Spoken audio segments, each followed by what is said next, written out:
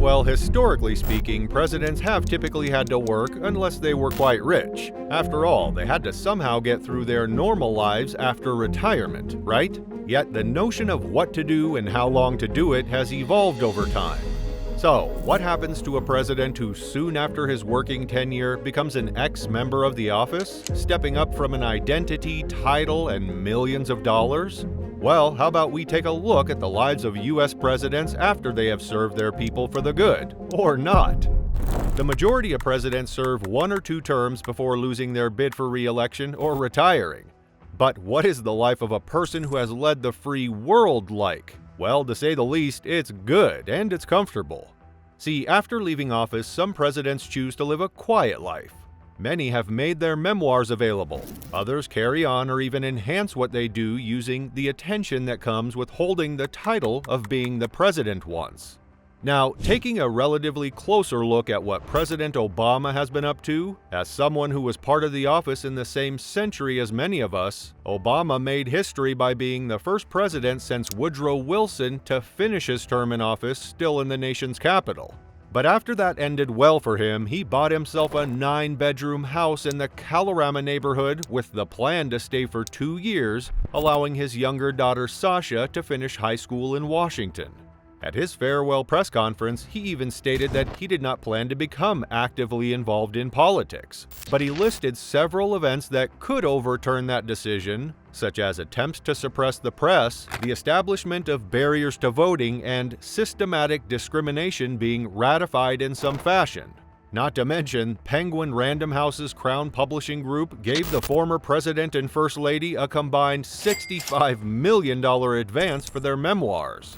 Obama also started taking on profitable speaking engagements, such as speaking to Wall Street financial institutions, for which he could get up to $400,000 per speech. Yet, he also faced criticism from some quarters for accepting such exorbitant payments.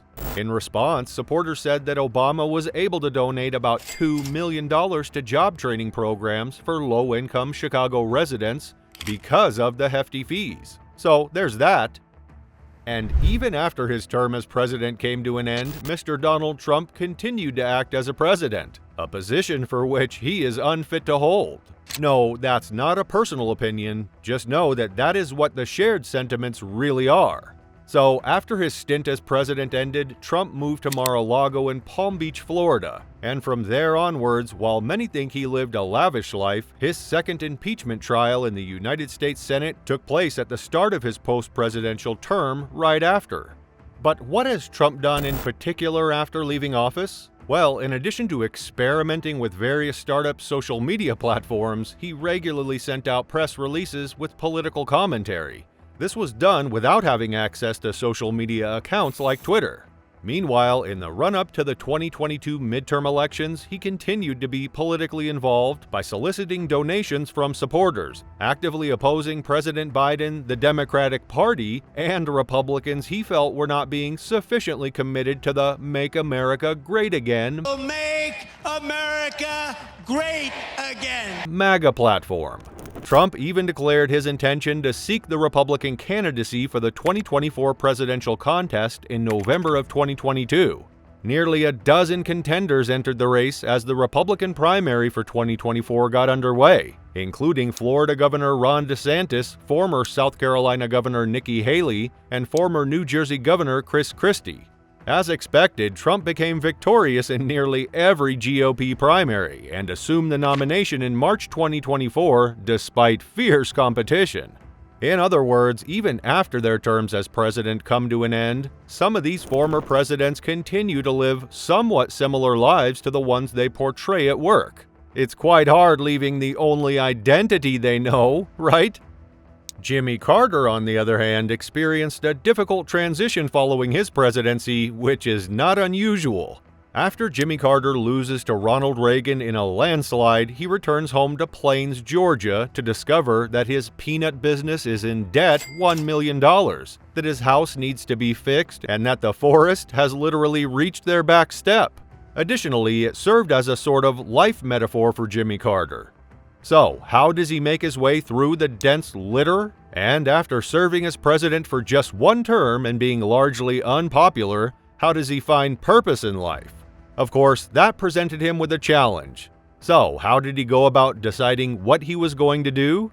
See, looking at Carter, you saw a man with a kind of biblical principles, who was also incredibly intelligent and ambitious. As a matter of fact, Walter Mondale spoke during one of his interviews that Jimmy Carter expressed his desire to become a priest after this ordeal was done. So that's that. But then there was also his time as president. And while it was a difficult presidency, he did have one standout achievement, Camp David, which brought peace to Egypt and Israel. So he took those two items and used them to establish the Carter Center during his time when he was not a president anymore. On top of that, for all those who followed him, the Carter Center completely rewrote the rules of the post-presidency. He established this organization so that he could carry out philanthropic activities and freelancing over the globe. And that is primarily why the Carter Center has kept an eye on over 100 elections. For his work as a normal individual with a normal post-presidency life, the Nobel Peace Prize was awarded to him. Then again, he was somewhat of a stick beneath his successor's saddles. Naturally, this peace at all cost mentality ultimately led him to get involved in their policies.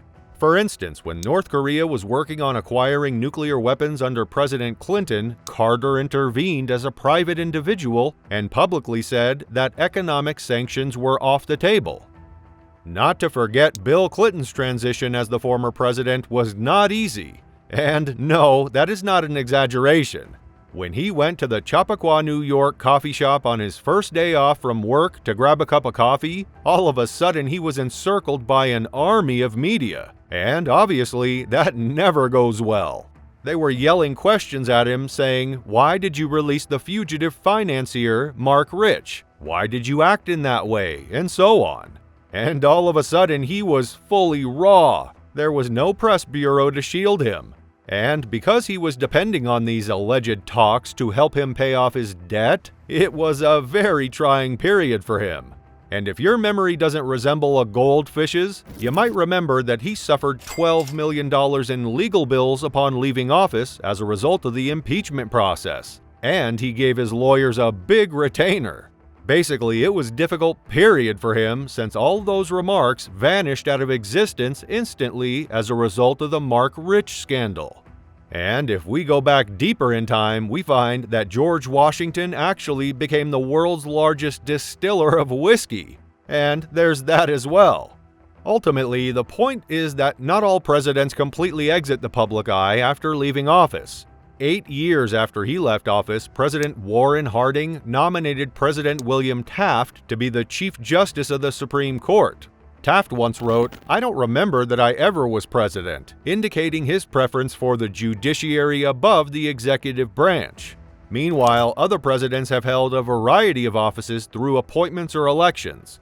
John Tyler served as the Confederate House of Representatives for more than 10 years after departing the White House, while Andrew Johnson was elected as a senator from Tennessee following his impeachment. In other words, it actually varies and depends on the individual. Yet, there is nothing more pitiful in life than a former president, as President John Quincy Adams famously once said. And so, there's that too. What do you think is the safest way to lead one's life post-presidency era? Let me know in the comments, and as always, thanks for watching.